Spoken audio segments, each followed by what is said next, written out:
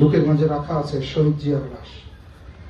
4 ফেব্রুয়ারি 2023 খুলনা বিভাগীয় সমাবেশ সফল করার লক্ষ্যে আজকে কেশবপুর উপজেলা এবং পৌর বিএনপি কর্তৃক আয়োজিত এই প্রস্তুতি সভা সম্মানিত প্রধান অতিথি জননেতা জনাব তারেক রহমানের আস্থাভাজন, আমাদের রাজনৈতিক অভিভাবক, খুলনা বিভাগীয় বিএনপির সাংগঠনিক সম্পাদক জননেতা জনাব অনিন্দ ইসলাম অমিত সহ কেশবপুর উপজেলা পৌর বিএনপি, ইউনিয়ন বিএনপি, অঙ্গ সংগঠনের নেতৃবৃন্দ, আপনারা জানেন আজকে এখানে কোনো সমাবেশ না, আমাদের 4 ফেব্রুয়ারি খুলনা বিভাগে যাওয়ার প্রস্তুতি মিটিং। এর আগেও আমরা অনেকগুলো প্রস্তুতি মিটিং এখানে করেছি। প্রস্তুতি মিটিং এখানেই পরিপূর্ণতা লাভ করে যেহেতু এখানে জেলা নেতৃবৃন্দ থাকেন। কিন্তু জেলা নেতৃবৃন্দ চলে যাওয়ার পরে আমাদের প্রস্তুতি মিটিং এ অনেক প্রশ্নের উত্তর আমরা ইউনিয়ন বিএনপি কে দিতে পারি না, আমাদের নেতাকর্মীদের দিতে পারি না।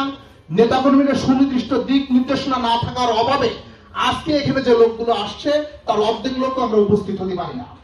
আগামী দিনে যে প্রস্তুতি মিটিং গুলো হয়েছে, তারপরে যে বিভাগীয় সমাবেশগুলো হয়েছে, আমাদের যথেষ্ট দিক নির্দেশনার অভাব ছিল। আমরা উপজেলা বিএনপি আমাদের একটা ইউনিয়ন ভাগ করে দেওয়া হয়েছে, সেখানে আমরা বিভাগীয় সমাবেশে যাওয়ার জন্য তাদেরকে উদ্বুদ্ধ করেছি, কিন্তু অসংখ্য প্রশ্নের উত্তর আমরা দিতে পারিনি।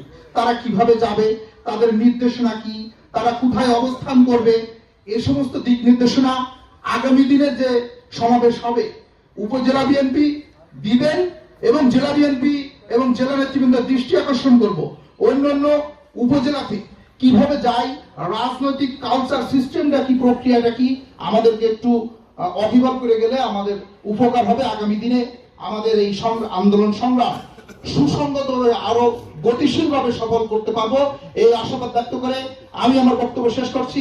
আল্লাহ হাফেজ। বাংলাদেশ জিন্দাবাদ। দেশনায়ক তারেক রহমান জিন্দাবাদ। খুলনা বিভাগীয় সাংগঠনিক সম্পাদক আমাদের রাজনৈতিক অভিভাবক অনিন্দ ইসলাম অনিন্দ জিন্দাবাদ।